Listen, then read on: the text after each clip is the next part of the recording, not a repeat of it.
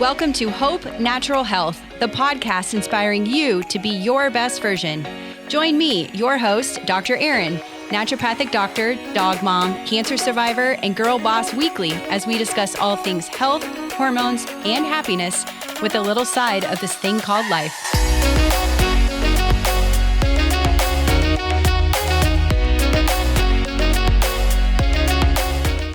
Welcome back, everyone, to the Hope and Natural Health podcast. I am excited to have another guest here with me today. But first, if you missed last week's episode, make sure you go back and listen. I'm talking all about testosterone for weight loss in women. And now we're totally going on a different direction, but that's all about what this podcast is about is, life, hormones, happiness. So I'm excited to have Lynn Abatè-Johnson here with me today. She is a business consultant and global community builder. She's been building businesses from the ground up since she was 9 years old. One of her recent accomplishments was growing the global online community for one of the world's most respected leadership development and professional coach training organizations by 150% in her first 4 years as a professional community builder. As a personal mission, Lynn educates cohorts of caregivers and executives inside conscious brands to help them discover that there are tools they can use to support people in bringing their whole selves to work.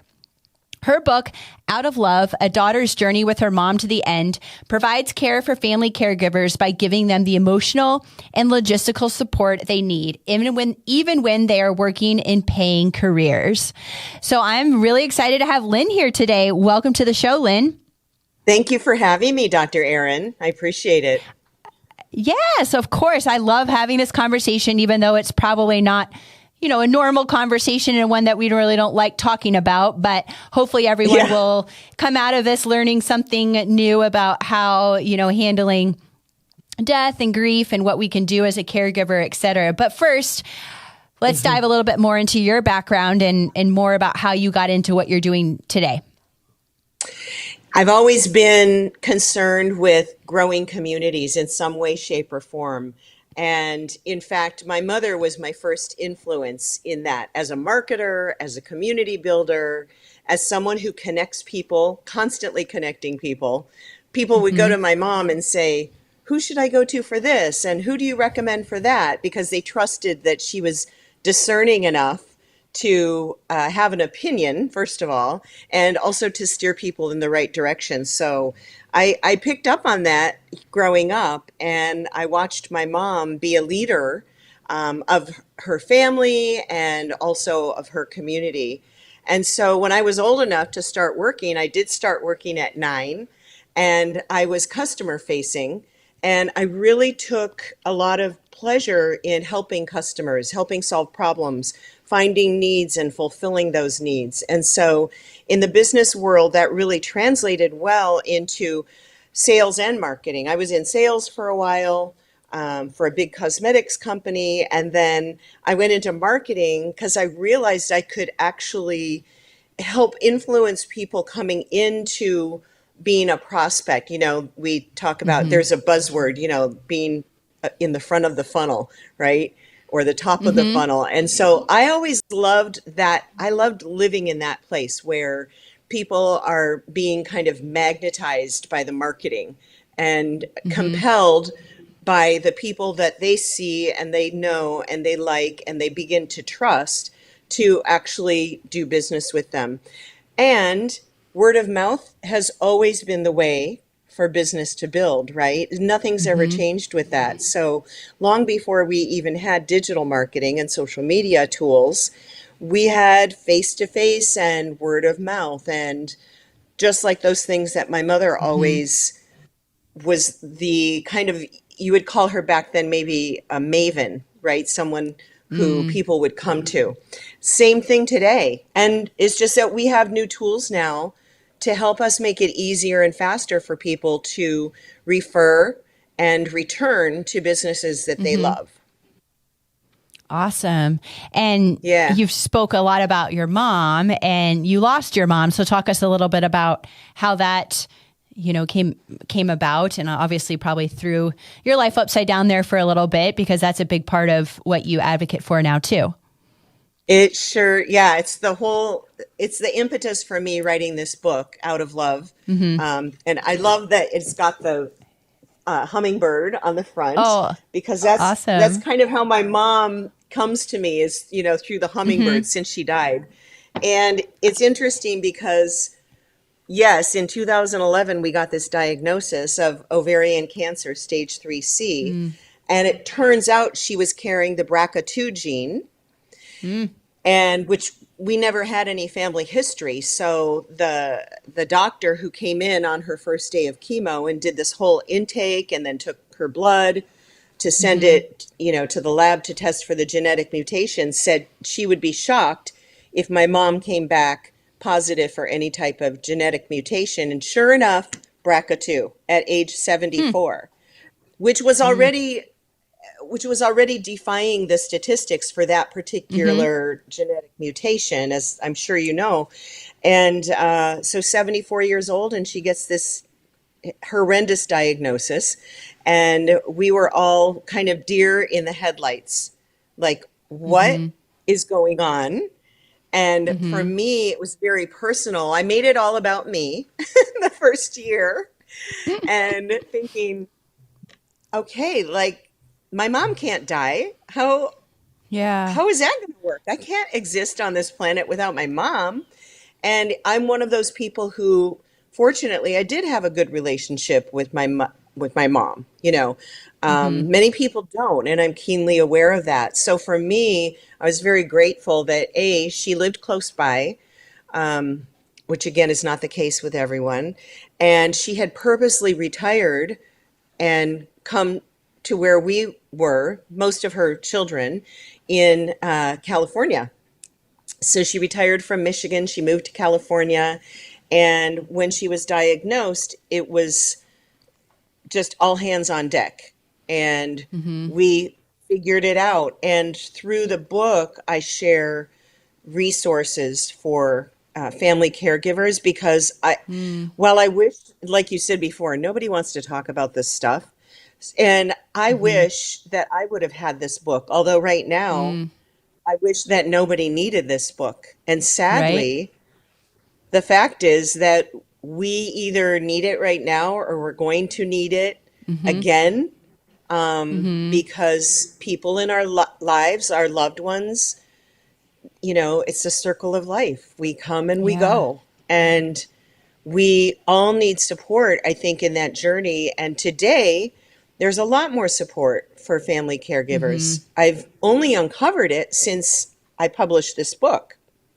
It's amazing, the new resources that are available. So in the book and on my website, I've provided free resources just based on what I created, because we were always systems and structures people. So we created these systems to help us navigate the everyday logistics of care for the patient. And it was a great way to interface and integrate the care that we were getting from the healthcare professionals, the medical professionals, the emergency department people. We had systems for everything. We had lists and checklists and things that we had never thought of previously. But because we grew up being entrepreneurs and in business, that really informed how we treated this diagnosis. And I sometimes jokingly say that we turned my mom's cancer diagnosis into a business. So that Yeah. we already knew it was going to be emotional and that we were going to be terrified. And I'm sure that you see this with your patients at times, just that deer in the headlights look. Like, what do I do Yep. now?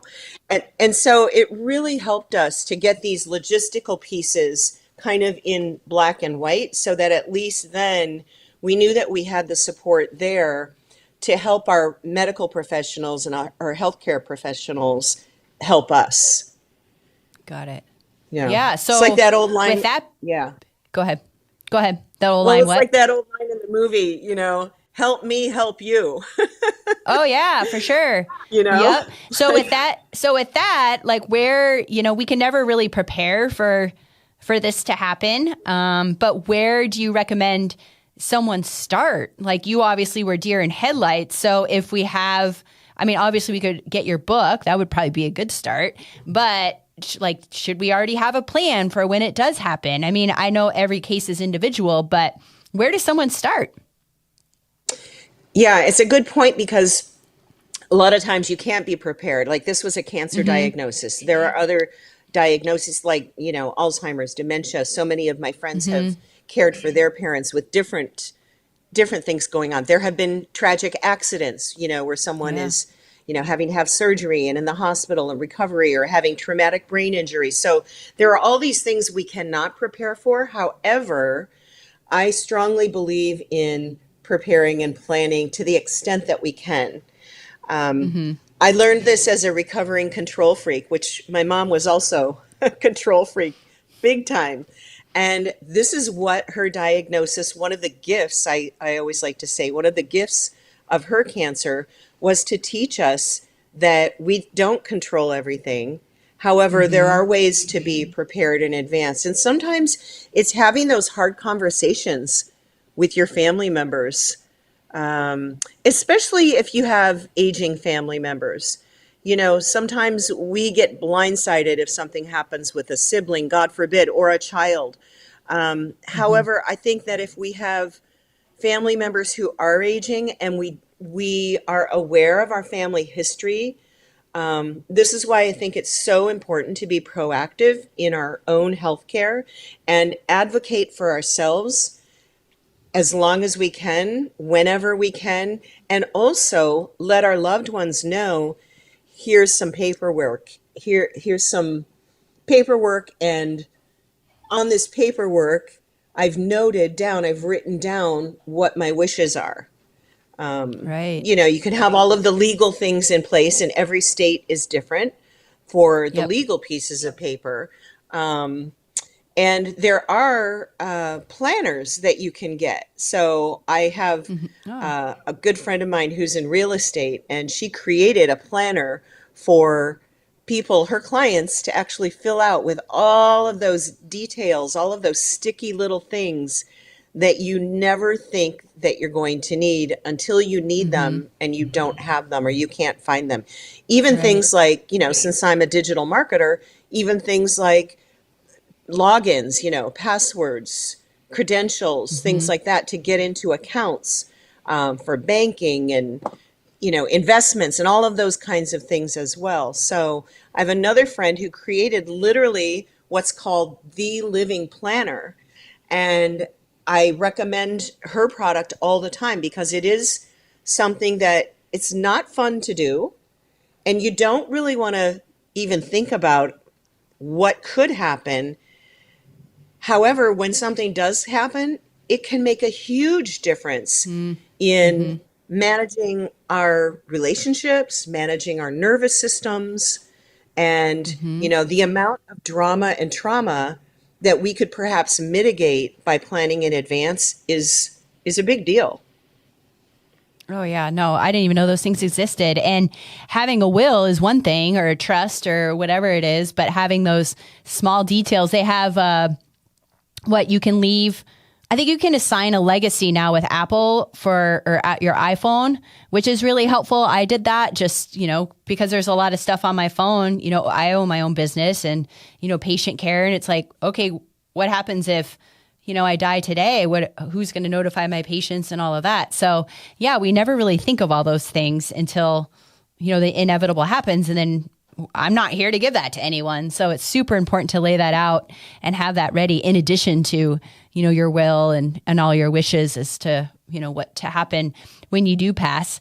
So you alluded in the beginning about how you were still working while going through this, transition with your mom. So do you have any tips on balancing caregiving and, things like that with a career?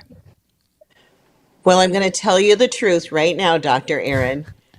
I had no idea what I was doing.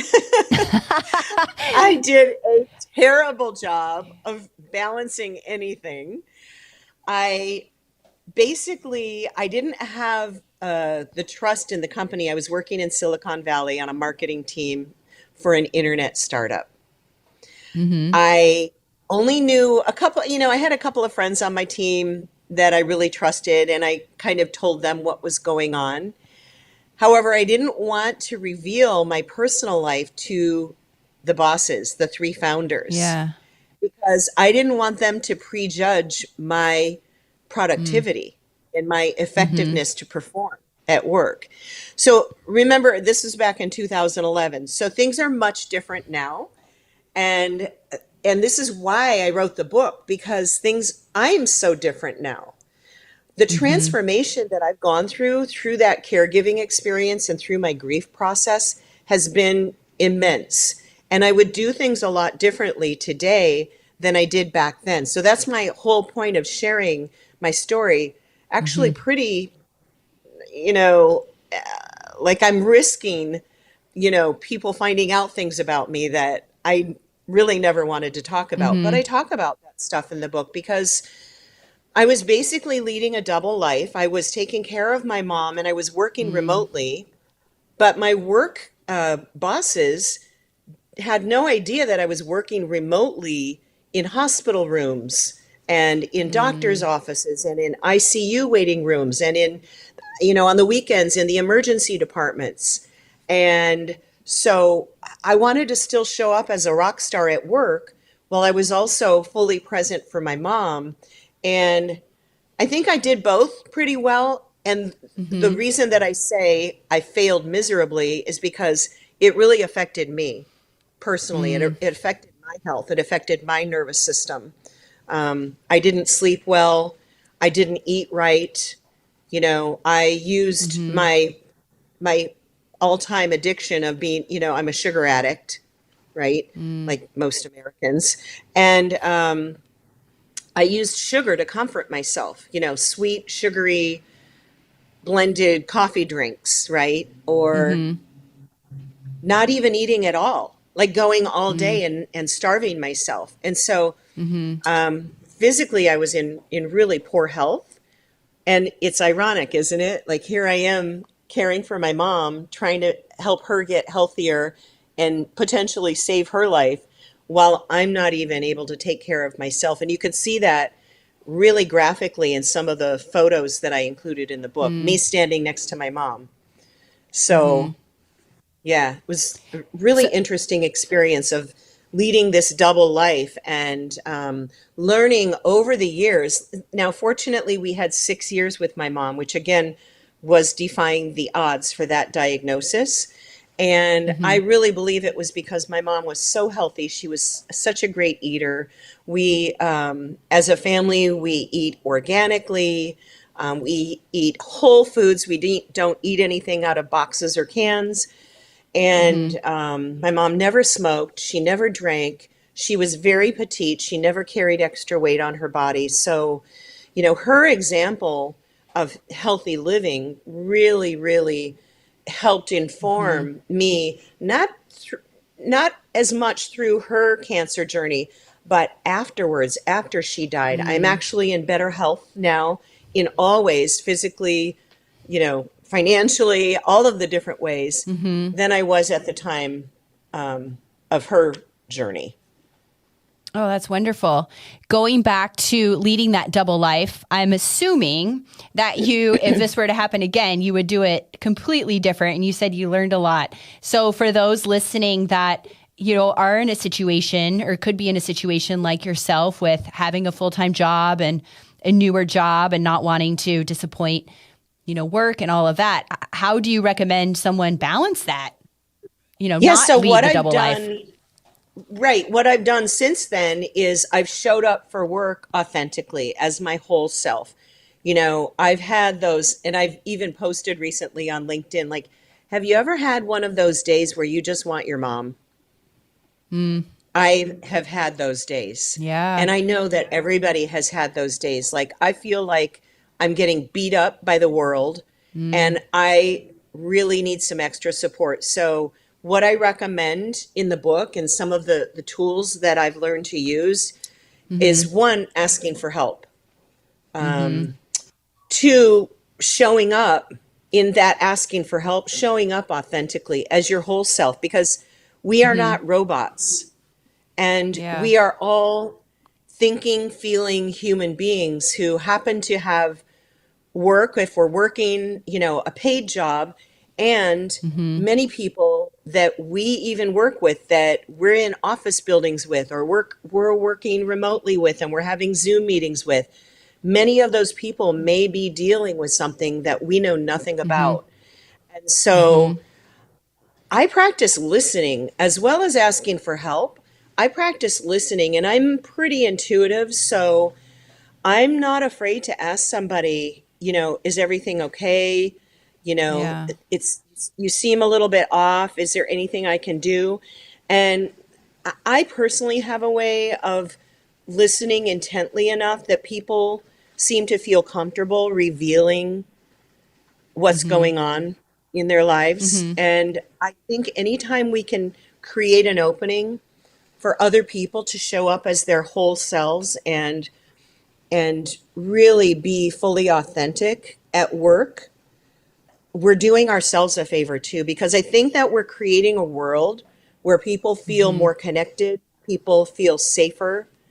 And Mm-hmm. this is my mission in life, and my purpose is to help people feel more connected. Over the last few years, Yeah. especially, we've gotten more and more disconnected with each other. Mm-hmm. And I still think that and I would say another tool for me is getting creative. So showing up authentically, asking for help, listening, deep listening, and getting creative. Like, we have new ways of communicating now. Mm-hmm. Now we have social media channels that we communicate on. And I wouldn't trade that for the world. There are a lot of people who they hate social media, or they poo-poo social Mm-hmm. media, or they've gotten off of certain social media channels.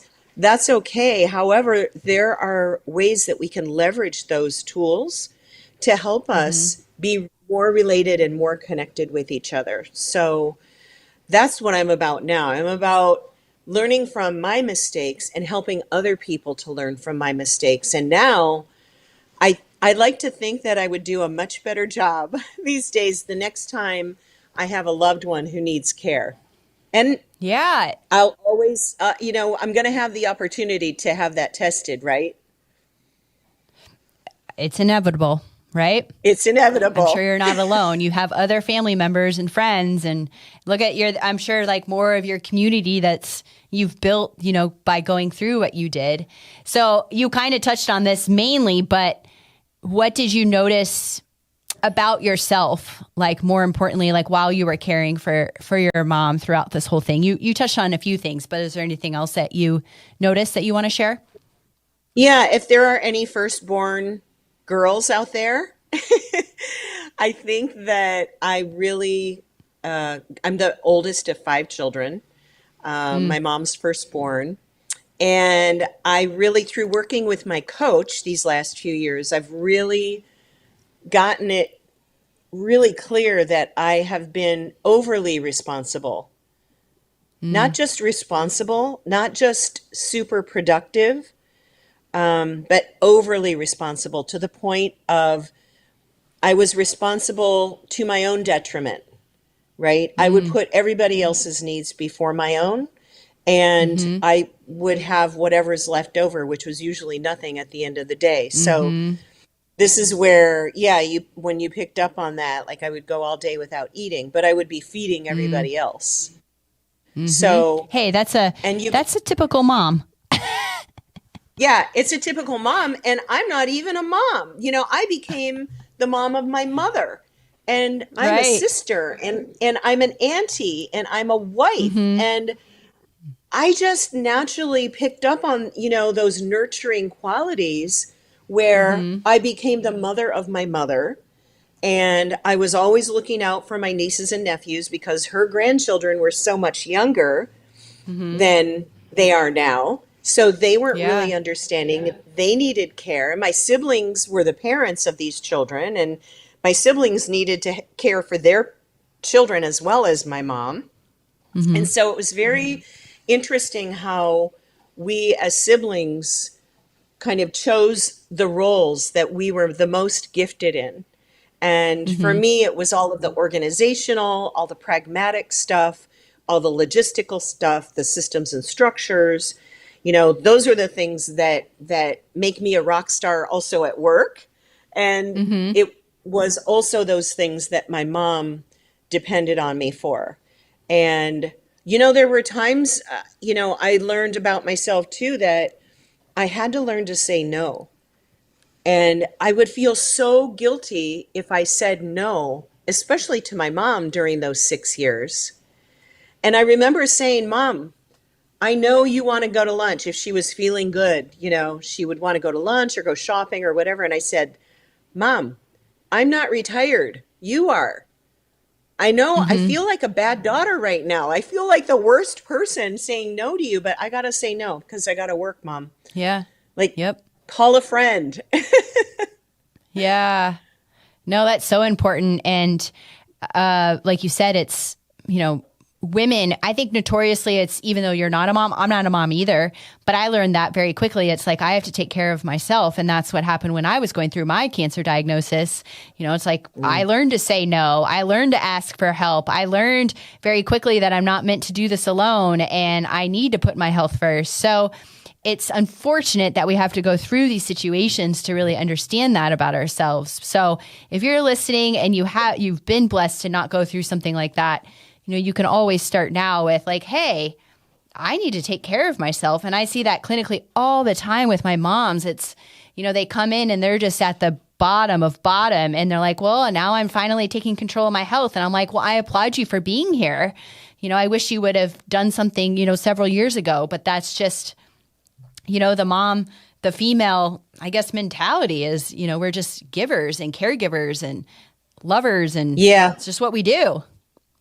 But at what yeah, expense? we are definitely, you know? yes, at our own expense. We are Yeah. hardwired. We are Yep. hardwired to take care of everyone else before ourselves. And like you Mm-hmm. say, you nailed it. Unfortunately, sometimes it takes a tragic diagnosis or some kind of a trauma or accident or drama in the family to realize that, hey, whoa, whoa, whoa, like we are worthy of care. Mm-hmm. And I write so much about that in the book, and even in the marketing that I do, the social media posts, that caregivers are worthy of care too. And here's how. Yep. And so I'm always giving ideas and tips and things that we can do in any moment, not just the moments where we're Mm-hmm. caregivers, but in between those moments. Like, how about caring for ourselves? How Yeah. about taking ourselves out on a date? How about Right. being our own Valentine? How Yeah. about, doing something nice like buying flowers for ourselves? Like anything that gives Yeah. us pleasure. There's no law, there's no rule that says we can't do that stuff for ourselves. And I think that to our younger generations, it sets a really beautiful example for the younger people, boys and Mm-hmm. girls. It Mm-hmm. doesn't, the gender doesn't even matter. It's really about how do we as human beings care for ourselves? Because as the saying goes, you can't pour from an empty cup. Yep. Yep. So You can't. I had to learn how to relinquish control. I Mm-hmm. had to learn how to be more patient. I Mm-hmm. had to learn how to pause. Like when somebody says, "Can you do this for me?" I, instead of saying yes because that's the only thing I was programmed to say in the past, Mm-hmm. now I say, "I'll consider it. Mm-hmm. I'll consider it." Or if something happens and there's a situation where I need to make a choice, instead of feeling rushed, which is manufactured, by the way, because typically nobody's rushing me to make a choice about either this or that, right? I step back from it now, where before I used to Mm-hmm. feel so rushed and pressured, like I had to make a choice. And now I Yeah. step back from the situation and I pause and I really consider it in terms of, for me, it's love and fear. Am I Mm-hmm. am I going to say yes or no to this based on love or based on fear? Mm-hmm. And nowadays for me, if it's not a hell yes, then it's a firm no. Good for you. That's Yeah. wonderful. Oh gosh, this conversation has been so good. We could probably talk, all day about this and lots of tips and things from your, own personal experience. But I'm going to wrap it up with asking the same question I ask all my podcast guests. What is your best or favorite health tip that you can share with the audience? I would say the best, and I believe I've heard you talk about this too, is protect your sleep. Protect your sleep at all costs. And I've had a pretty rough journey of that. And I'm happy to say that I sleep better today than I probably ever have. And Amazing. Yeah, protect your sleep. I love that. And yes, I do talk about sleep a lot. I have always protected my sleep, even through medical school. It was like, what? I'm still getting my 8 hours of sleep. So important. I think I have a whole podcast on sleep.